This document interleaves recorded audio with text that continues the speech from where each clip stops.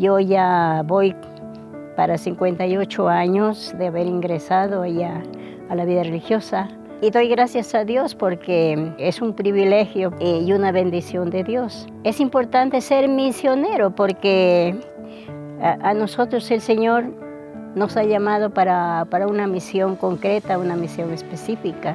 Mi nombre es Melba Espinosa González. En la actualidad estoy en un centro de adultos mayores, en un sector que se llama Landangui, perteneciente a la parroquia Malacatos del Cantón Loja. Mi misión es dar amor a los viejitos y somos nosotras quien está un poco más atento pues a darles ese cuidado, esa atención. Yo pedía mucho a la Santísima Virgen María que me ilumine cuál iba a ser mi camino. A partir de ahí que salí con ese deseo de servir.